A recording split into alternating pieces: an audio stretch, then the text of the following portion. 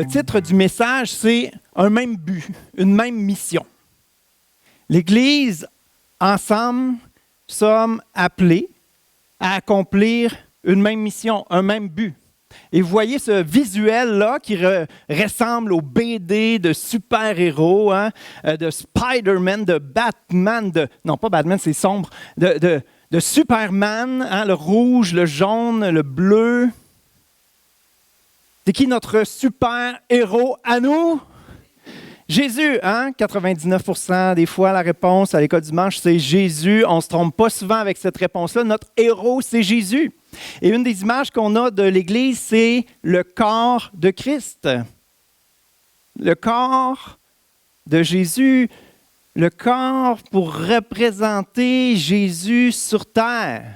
Pour représenter... C'est qui le super-héros, là? Donc, le corps du super-héros, c'est l'Église.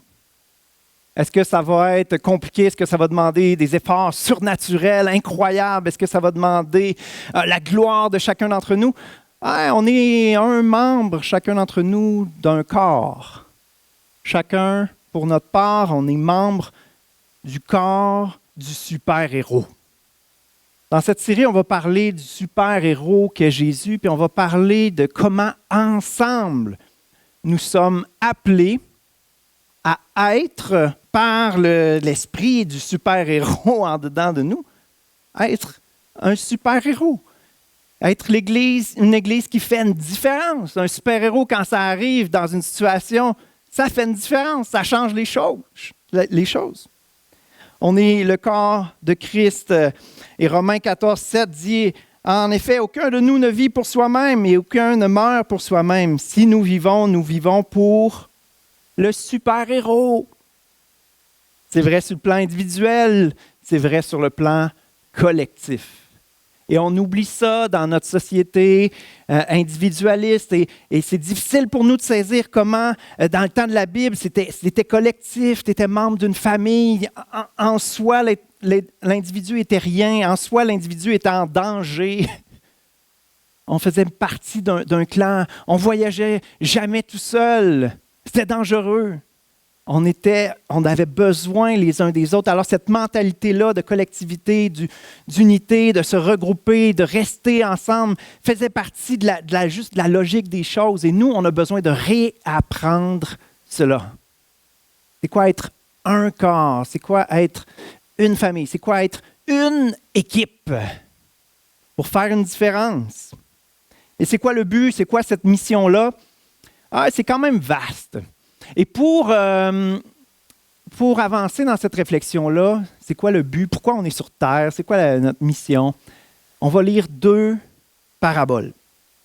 Elles se trouvent une après l'autre dans Matthieu 13. Alors la première va comme suit. Jésus leur raconta une autre parabole. Le royaume des cieux. Qui trouve que ce concept-là du royaume des cieux, ce n'est pas toujours super clair? Beaucoup de paraboles, puis en bout de ligne, on dit « Ouais, mais finalement, le royaume des cieux ressemble à quelqu'un qui avait semé de la bonne semence dans son champ.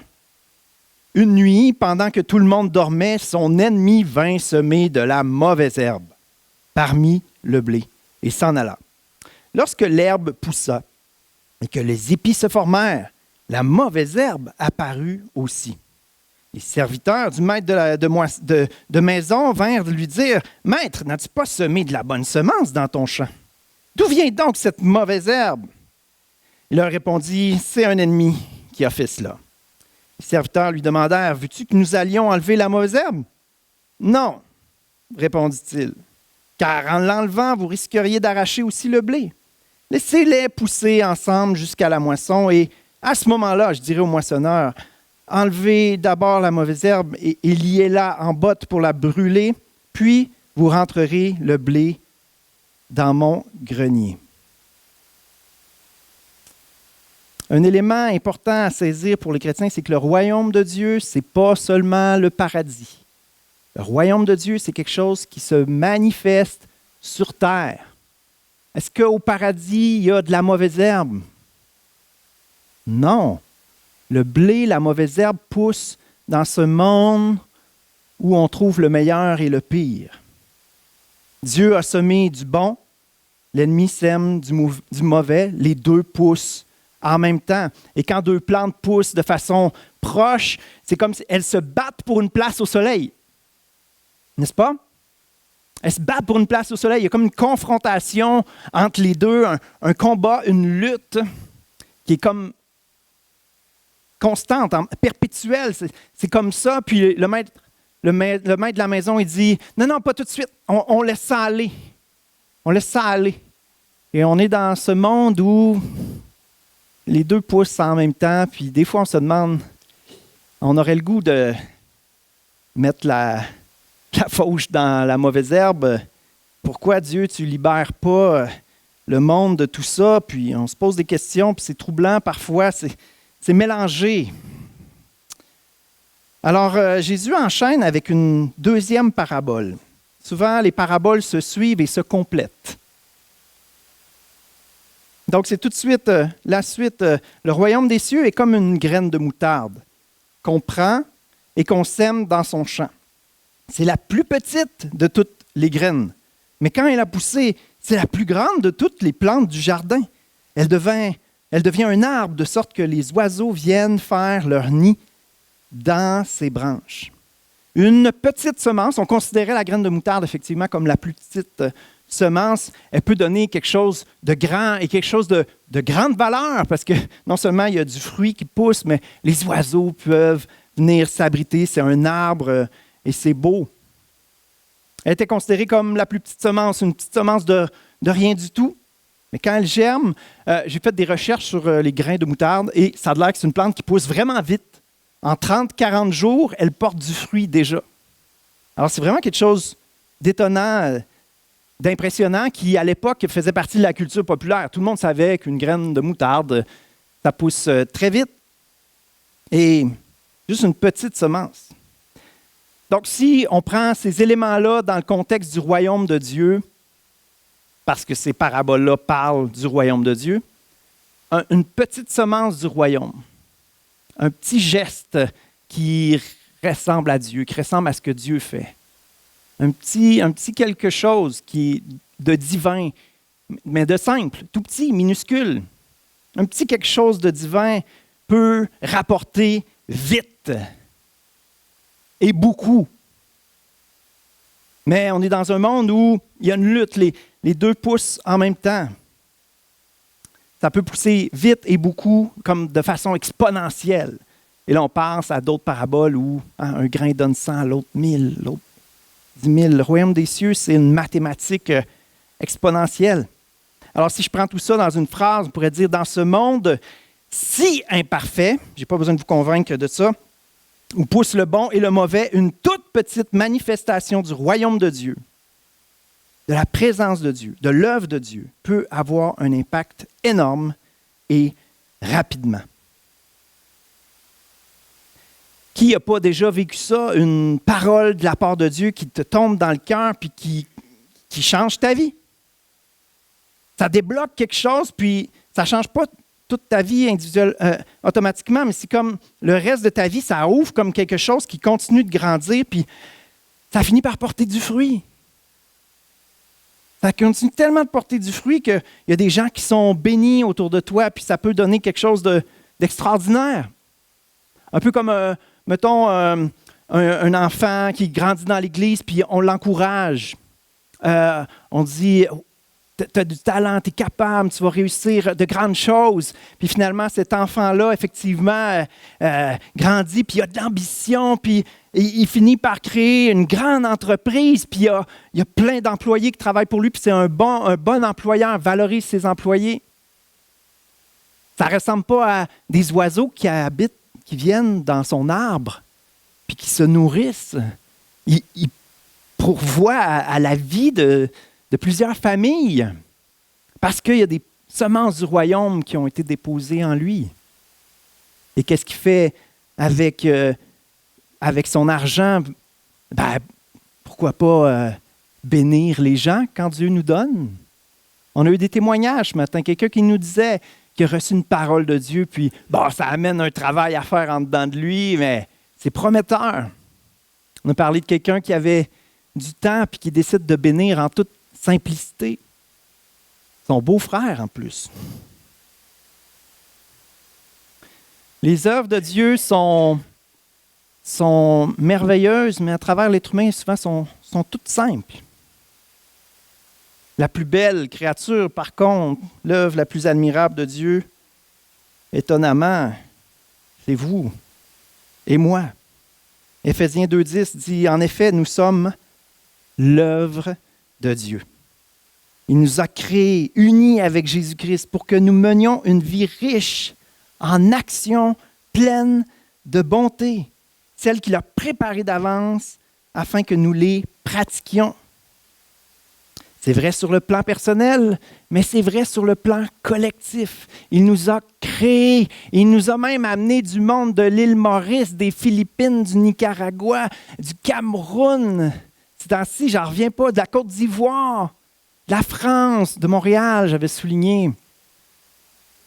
Il nous amène du monde de partout et chacun d'entre nous, on est unique avec un bagage tellement différent, un vécu tellement différent. Et on arrive et autour de Jésus, on est unis.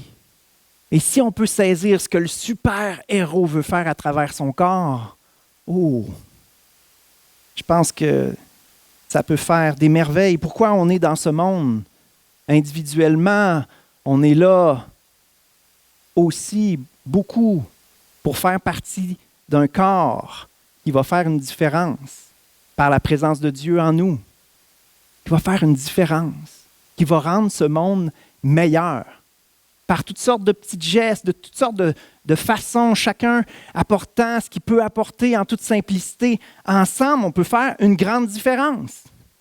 Ensemble, on peut chacun, mais l'Église peut contribuer à rendre ce monde meilleur, à faire une différence dans la Beauce. Contribuer à rendre ce monde meilleur, ça vous dit quelque chose? C'est un de nos 4 précieux. C'est connecter, collaborer avec Dieu, contribuer à rendre ce monde meilleur et célébrer. Contribuer à rendre ce monde meilleur, c'est une expression qui, des fois, fait sourciller les chrétiens à qui j'en ai parlé parce qu'on trouve que le monde est de pire en pire. La mauvaise herbe, il me semble qu'elle pousse vite. Mais le blé ne pousse-t-il pas aussi? Le verre est-il si à moitié vide que ça? Ah, c'est tannant quelqu'un d'optimiste, hein? Mais la foi, mes amis, n'est-elle pas un optimisme? Le cœur de notre foi chrétienne, n'est-ce pas la croix? Quelle horreur! Mais Dieu, il a cette façon de faire que les plus belles choses sortent du plus laid. Bien souvent, les épreuves, c'est dans ce terreau-là que c'est plus fertile puis que ça développe des choses en dedans de nous. Dieu, il a une façon d'agir qui nous surprend, qui nous dépasse. Et Dieu agit en chacun d'entre nous. Et si chacun de nous contribue, alors là, l'Église peut contribuer à faire une grande différence, ça c'est certain. Une expression qui passe tellement banale, qui est tellement simple, puis elle est dite par des gens malveillants dans Actes 17, 6. Ces gens-là, ils parlent de Paul et Silas, 2 ouvriers extraordinaires pour propager l'Évangile. Ces gens-là qui ont bouleversé le monde sont aussi venus ici. Ils sont en train de les accuser auprès des magistrats pour dire qu'ils font du mal, ça n'a pas de bon sens, ils sont en train de troubler les choses, ils dérangent. Savez-vous pourquoi ils dérangeaient? Parce que le marché des idoles était en chute libre. Les gens se convertissaient à Christ, puis ils n'en voulaient plus d'idoles. Imaginez si nous, on changeait les statistiques de la Beauce. Il y a des statistiques laides dans notre société. Et je crois que l'Église est appelée à faire une différence. On entend ça. Il y a eu un réveil au Pays de Galles où le corps de police était devenu une chorale. Parce qu'il n'y avait pas de job. Il n'y en avait plus de criminauté. Il n'y en avait plus. Il n'y a plus de criminauté. C'est ça, changer les criminalités. Mais oui. Vous voyez, même à une prédication avec des péronismes, toutes sortes d'erreurs, Dieu peut parler à travers un ouvrier si imparfait.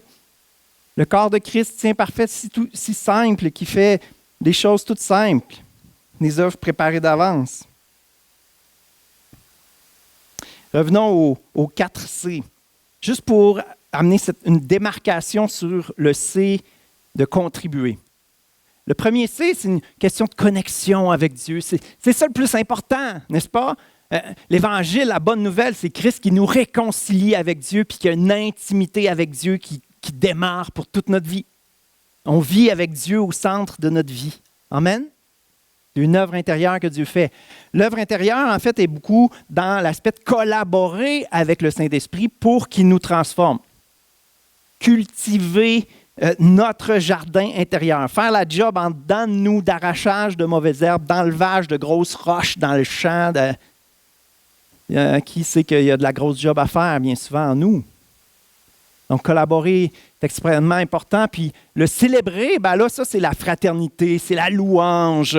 On est tellement bien ensemble. Hein? C'est le fun de célébrer. Mais chacun de ces choses-là sont par rapport aux chrétiens. Ils sont en dedans du chrétien. Ils sont en dedans de nous. On connecte avec Dieu, on a une intimité avec lui. On laisse le Saint-Esprit nous travailler. On célèbre Dieu, il est tellement bon. Et on le célèbre ensemble. C'est merveilleux. Mais à ce moment-là, qu'en est-il de l'extérieur de l'Église? Vous savez, une réunion de prière, on a tendance à se mettre en cercle, puis c'est merveilleux. On est bien ensemble, on prie, on est fortifiés, c'est extrêmement important. Mais si on est toujours comme ça, on ne se rend pas compte qu'en fait, on tourne le dos au monde. C'est comme si une équipe de football fait un caucus, puis finalement, il reste dans son caucus. Ready, set, hot, hot, hot. L'équipe adversaire prend le ballon, s'en va faire un toucher. Le caucus, il est important. C'est là qu'on se coordonne. L'intimité est importante, la collaboration avec Dieu est importante, le Saint-Esprit en nous. Alléluia! Mais pourquoi? Pas pour faire une différence. Ah là, pasteur, tu vas parler des œuvres, là, hein? C'est ça, ça y est. Hein? Tu as parlé de la grâce pendant 4 ans, puis là, ça y est, tu vas nous envoyer, contribuer, faites des œuvres. On a dit pratiquer des œuvres de bonté. Hein? Go, go! Tantôt, on a lu Éphésiens 10. Éphésiens 10, qui est la suite d'Éphésiens 8, 9, 2, versets 8 et 9, que plusieurs connaissent par cœur. C'est la diapo 19. C'est par la grâce de Dieu que vous avez été sauvés, au moyen de la foi. C'est un don gratuit de Dieu. Et on ne l'acquiert pas en performant des œuvres religieuses, en étant une bonne personne. Ce salut ne vient pas de vous, c'est un cadeau de Dieu, un don de Dieu. Il n'est pas le résultat de vos efforts. Ainsi, personne ne peut faire le fier. C'est Jésus le héros. On n'a pas de mérite pour ça. Ça, c'est Éphésiens 2, versets 8, 9. Mais c'était quoi Éphésiens 2, 10, donc? En effet, nous sommes l'œuvre de Dieu. Gloire à Dieu. Il nous a créés unis avec le Christ pour qu'on vive une belle intimité avec lui, pour qu'il puisse nous travailler à l'intérieur de nous, pour qu'on puisse célébrer ensemble. Oui et Amen. Amen. C'est bon, c'est excellent, extrêmement important. Mais aussi pour que nous menions une vie riche en actions pleines de bonté, celle qu'il a préparée d'avance pour que nous les pratiquions. Des œuvres préparées d'avance pour que nous les pratiquions. Et c'est quand on est dans l'action, c'est quand on fait quelque chose que les choses changent. Quand on prie pour quelqu'un, c'est déjà une action, ça change les choses dans le monde spirituel. Mais quand on prie pour quelqu'un, bien souvent, je ne sais pas pour vous, mais Dieu, quand on prie, souvent, il nous dit, écris-y un petit mot, appelle-le. Il n'y a pas besoin, il est en train d'entailler en ce moment, c'est 8000 érables, là. On va lui donner un petit coup de main, vous allez passer du temps ensemble. La prière, c'est bon, c'est important, extrêmement important. Mais ça ne nous pousse pas à l'action à un moment donné. Le Saint-Esprit, c'est une puissance pour œuvrer en nous. Oui et amen. Il y a de la job à faire. Mais c'est pas aussi pour avoir un impact, pour oser, pour sortir de notre confort, puis foncer par la foi. Ben, certainement. Une puissance. J'ai tellement aimé la phrase que Doris a apportée la semaine passée. « Devenons cette Église que Dieu veut que nous soyons. » C'est beau, hein? Construite par Dieu, unie par Dieu, dirigée par Dieu, à la gloire de Dieu. Devenons cette Église que Dieu veut que nous soyons. Si on met ça de façon active, devenons une Église qui contribue à rendre ce monde meilleur à la gloire de Dieu. Dieu veut qu'on soit une Église qui prêche l'Évangile, qui réconcilie Dieu et les hommes, une Église qui prêche la restauration intérieure, la guérison, la liberté que Dieu donne quand on va chercher les victoires pour notre vie. Dieu veut qu'on parle il veut qu'on célèbre ensemble, qu'on adore, qu'on le célèbre, qu'on le loue. Il veut tout ça. Mais devenons une Église qui contribue à rendre ce monde meilleur. Parce que quand le super-héros prend un corps, il fait une différence. On le voit du vivant de Jésus. Et maintenant, le corps de Christ n'est plus un corps individuel, mais plutôt un corps constitué d'une multitude de membres.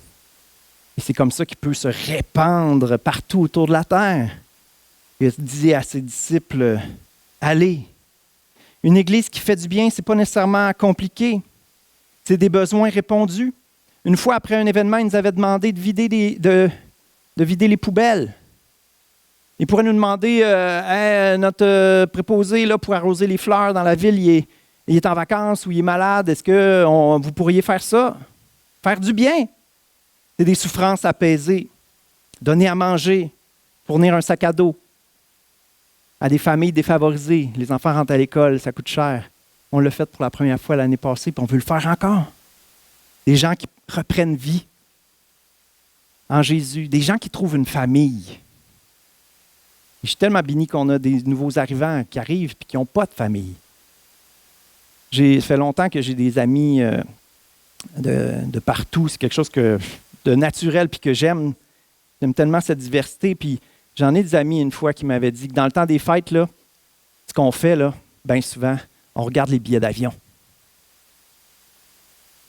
Parce qu'on rêve à l'été prochain d'aller voir notre famille.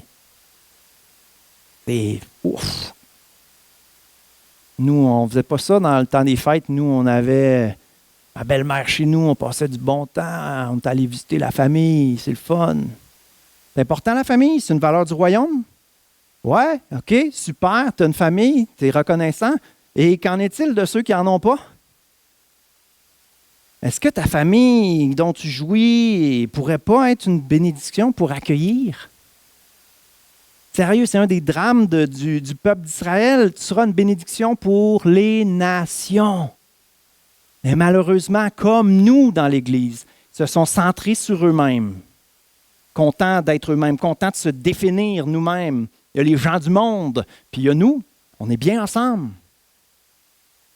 Mais Dieu veut qu'on soit une bénédiction pour les nations. Il ne veut pas qu'on se referme sur nous-mêmes. Il veut qu'on s'ouvre. Ça met de la joie dans la communauté. On a eu le marché de Noël, c'était merveilleux. Il y avait des exposants non chrétiens qui étaient là. Il y a plein de gens qui sont venus. On a fait une fois une vente de garage. Ici, il y avait des hot dogs, il y avait de la musique, des jeux gonflables pour enfants dans la cour. Plein de gens qui sont venus, qui apprivoisent un petit peu les lieux comme ça. Cette année, dernièrement, on a eu une concertation avec les organismes humanitaires, communautaires qui œuvrent dans la région avec la responsable des loisirs. On était tous autour de la table et on a ramené ce projet-là, puis on amenait l'idée de le faire dans le stationnement du centre communautaire. Pour que cette journée de vente de garage, il y a un permis une fois par année pour une fin de semaine, que ça devienne une espèce de marché aux puces de la communauté. Et là, tout le monde serait là ensemble. Et on ne va pas juste faire une affaire pour bénir les gens. C'est très gentil, c'est très, très bien. C'est bien d'inviter les gens et qu'ils soient bénis ici. Mais on va faire quelque chose avec eux. Là où les gens sont. Jésus, dans son ministère, est-ce qu'on le voit inviter tout le monde à la synagogue? Et on le voit beaucoup plus aller manger chez des collecteurs d'impôts, puis se faire étiqueter de mangeurs, buveurs. à cause qu'ils côtoyaient des gens de mauvaise vie, impurs. Jésus, non, n'était pas centré sur juste être ensemble. Il était en mission. Il était là où les gens sont. Est-ce que les gens viennent à l'Église en multitude? Ils l'ont fait, les Québécois, en recherche dans les années 70-80. Il faut peut-être revoir nos méthodes, là. Elle ne marche plus, la méthode d'espérer que les gens viennent d'eux-mêmes à l'Église. Il faut être là où les gens sont. Une Église qui fait une différence, c'est des gens qui donnent leur vie à Jésus. Leur vie prend tout son sens, ils vivent pour Dieu. Il y a de la joie au ciel comme sur la terre. Il y a un verset qu'on cite souvent, hein? Les anges se réjouissent quand des âmes viennent à Christ. Est-ce qu'il est écrit à quelque part, les âmes se réjouissent quand l'Église développe une saine doctrine? Est-ce qu'elle est importante, la doctrine? Absolument! Mais qu'est-ce qui réjouit plus le cœur des anges? Qu'est-ce qui déclenche une fête au ciel? Ouais, c'est les gens qui se repentent. Ah, et quelle bénédiction d'accueillir des bébés dans la famille. À Noël, c'est le fun, les grands-parents, quand il y a plein de petits bébés, puis il y a de la vie, puis ça court. L'Église, c'est pareil.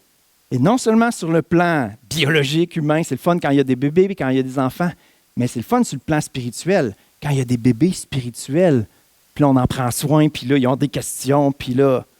Puis à quoi on les amène? Est-ce qu'on les amène à nos détails doctrinaux, de paquets de petits détails? Non, on les amène à Christ. Et là, l'Église est unie autour du message central de l'Évangile. L'Église est unie autour de l'essentiel. Et on travaille ensemble.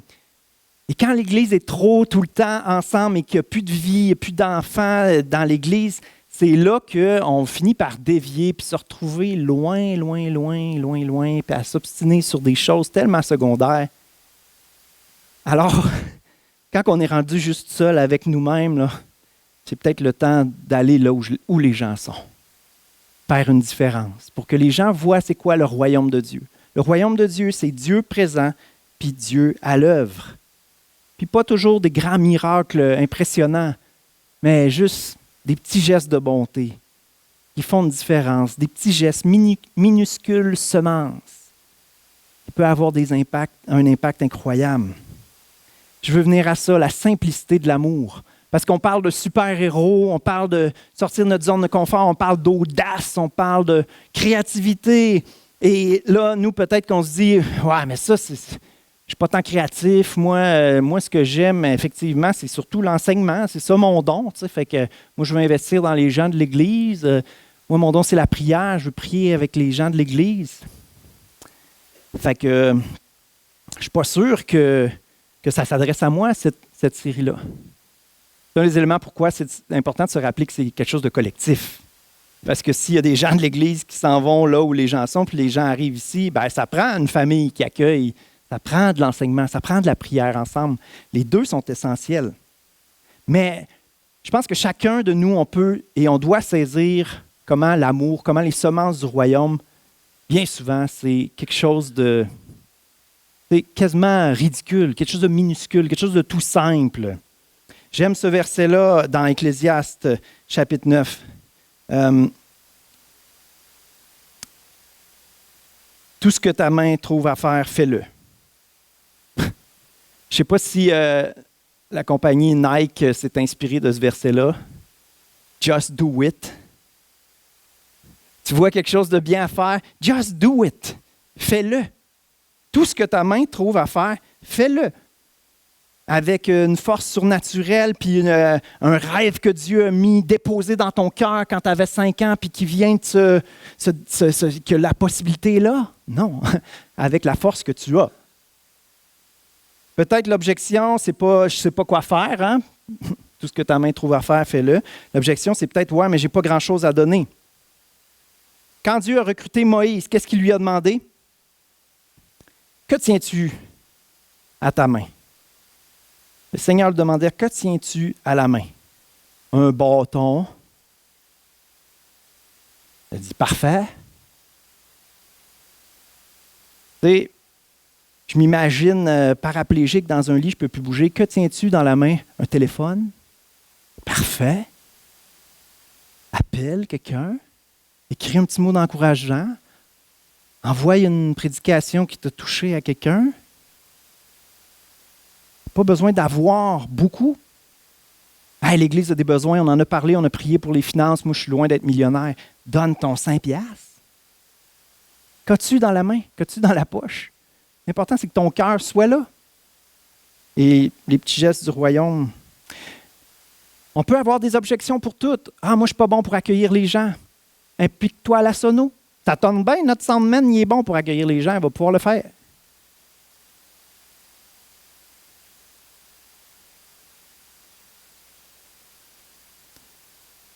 Dieu est avec nous. Puis si on se met à l'œuvre en toute simplicité, avec foi, si chacun contribue, bien, ensemble, on va contribuer à changer le monde parce que Jésus va faire des merveilles à travers nous. Chanter grandes et admirables sont tes œuvres.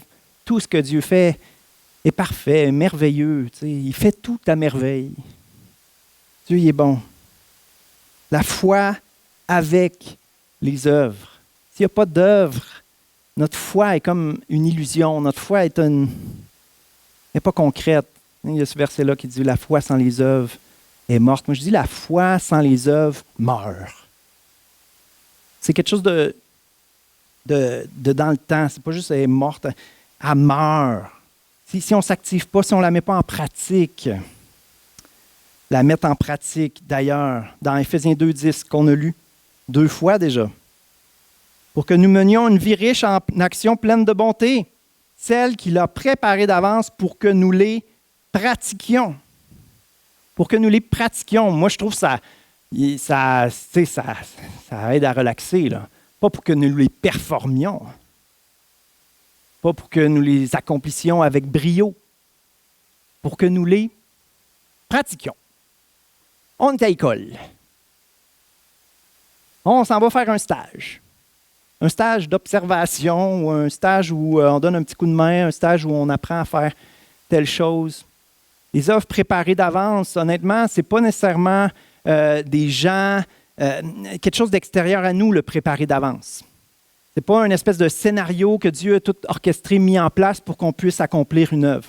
Le préparer d'avance, bien souvent, c'est en nous. Dieu a fait une job en nous qui fait qu'on peut faire ça. Je me rappelle, moi, j'avais naturellement ça, l'accueil. C'est quelque chose que j'avais à cœur normalement. Les gens arrivent, il faut qu'on leur dise « Bonjour, bienvenue ». C'est des nouveaux, on leur dit hey, « Comment ça va? » Puis, on dit « Comment ça va à tout le monde? » là. Mais c'est des bienvenus. « Comment ça? Vous arrivez ici? Comment vous avez entendu parler de nous? Ça fait plaisir de te voir. Hey, as-tu des questions? Que je te fasse visiter. » C'est quelque chose que j'avais naturellement. Puis, je me rappelle, à un moment donné, je parlais avec mon leader jeunesse. Moi, j'étais dans le comité. Puis, je lui disais... Là, ça n'a pas de bon sens, là, on n'accueille pas le monde, il n'y a personne qui fait ça, puis je trouvais ça désolant, l'accueil. Mais ce qui se passe, en fait, c'est que Dieu me le mettait à cœur à moi. Dieu m'avait donné ce don-là. Puis là, j'avais tendance à penser que les gens devraient allumer, là, tu sais. Mais c'est parce que non, Dieu ne leur a pas donné ça comme à moi. Il avait préparé ça en dedans de moi pour que je le pratique, que je le mette en pratique, pour que je le fasse. Quand on voit un besoin, tout ce que ta main trouve à faire, fais-le. Si tu le trouves à faire, c'est parce que tu as des yeux pour le voir. Si tu as des yeux pour le voir, c'est peut-être parce que c'est toi que Dieu veut utiliser.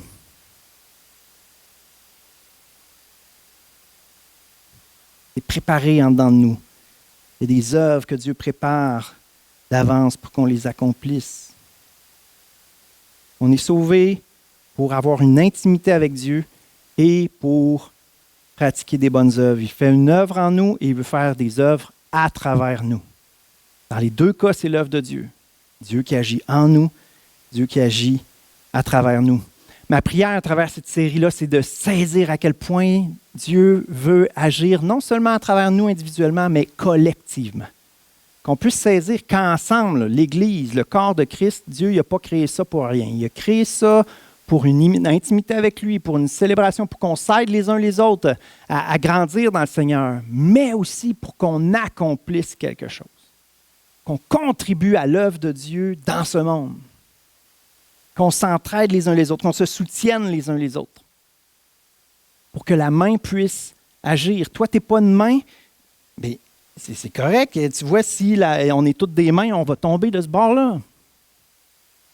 Toi, tu n'es pas une main parfaite, tu es un pied. L'Église va être groundée. Chacun, on a des rôles différents, mais si l'un ne joue pas le rôle, la main est obligée de faire que l'Église reste équilibrée. Ça prend les pieds, ça prend les oreilles pour écouter. On a une salle cosy qui a été faite là, par Esther. Ça prend quelqu'un qui est là et qui écoute. Les gens, elle a ce don-là, elle a préparé ça, elle l'avait à cœur, elle l'a fait. Assistée de sa maman. Juste se mettre en action, ce qu'on a à cœur, ce qu'on voit, il faut le faire, il faut contribuer. Il faut s'approprier son Église. C'est chez vous ici. On a notre maison, puis on a notre Église. C'est à nous. Il y a une poubelle à changer, tu changes la poubelle. Il y a quelque chose sur le stationnement, tu le ramasses, tu le mets dans la poubelle. On est fiers de notre chez nous. Vrai? On ne laisse pas quelque chose de traîner chez nous. Mais à l'Église aussi, c'est chez nous. C'est chez vous. On est une famille, la famille de Dieu, puis ici, c'est notre maison. Alors, on est fiers, on veut accueillir ensemble, mais on a besoin que chacun contribue. Besoin que chacun fasse sa part. J'espère qu'il y en a qui vont répondre présent, qui vont répondre « Ouais, je veux participer à ce que Dieu va faire à travers ma famille. Je crois que Dieu ne m'a pas placé dans cette Église-là pour rien. Je veux mettre la main à la pâte. » Le rôle de chacun est important. Devenons ce que Dieu veut que nous soyons, une Église qui contribue à rendre ce monde meilleur. Un même but. Jésus élevé dans ce monde. Les gens qui voient Jésus. La lumière est appelée à briller dans les ténèbres. Pas juste nous, ensemble, un paquet de lumière enfermé dans ces locaux ici. Une lumière qui brille dans ce monde. Si on travaille ensemble, Dieu va faire des merveilles, j'en suis certain. Je veux terminer avec un appel pour adresser toutes les choses qui font que peut-être vous n'osez pas vous lancer, vous n'osez pas contribuer. Vous sentez que vous n'avez pas votre place, vous sentez que vous êtes inadéquat, indigne, que vous n'avez pas la permission, que vous n'êtes pas assez bon, pas assez sain. Je vais adresser ces choses-là ce matin. En prenant cette image-là que Stéphane a eu à cœur de présenter mardi, c'est Stéphane qui a acheté ça. Le Seigneur il a demandé d'acheter un pot de fleurs pour illustrer comment chacun a un rôle à jouer. Chaque personne dans l'Église est comme une fleur. Et Dieu fait un bouquet. Une fleur toute seule, c'est bien beau, mais un bouquet, c'est magnifique. Et il y en a des fleurs flétries, il y en a des fleurs qui restent en bouton. Je vais le mettre ici, là, bien qu'on le voit. Et chaque fleur est appelée à devenir elle-même. Chaque fleur est unique. Chaque fleur est appelée à s'épanouir. Alors, c'est pour ça que je veux prier ce matin. Que chacun ait la liberté de déployer ses pétales. Que chacun puisse saisir cette permission-là. Alléluia. Je demanderai aux musiciens de s'approcher. Alléluia. Oui, Seigneur Jésus, peu importe les raisons. Parfois, des gens ont subi des blessures. Parfois, des gens juste ont l'impression d'être écrasés, ont l'impression de ne pas avoir leur place, Seigneur. Je te prie que dans le fond des cœurs puisse déposer, au Dieu, une sainte permission de devenir une bénédiction imparfaite, de devenir participant à ton œuvre, d'oser pratiquer les œuvres que tu places devant nous. Chacun pour notre part, Seigneur, qu'on soit un corps où chaque partie est active, où chaque partie ose prendre sa place, Seigneur. Jésus, ce n'est pas nous qui performons, c'est toi. Mais Seigneur, on veut se mettre en action et devenir de plus en plus comme toi. Apprends-nous, Seigneur. On veut prendre notre place, on veut avancer avec foi, ô Dieu. Je veux te prier, Seigneur, pour ceux qui se sentent liés, qui se sentent écrasés, justement, qui pensent qu'ils n'ont pas leur place au soleil. Seigneur, je te prie qu'ils puissent lever les mains, Seigneur, maintenant, puis juste accueillir ta lumière, accueillir ton soleil d'amour qui brille sur eux, Seigneur, accueillir l'épanouissement que tu veux pour leur vie, Seigneur. Merci, Seigneur, pour le fruit que tu veux faire pousser dans chacun d'entre nous. Seigneur, on n'est pas grand-chose, oh Dieu, mais par ton œuvre.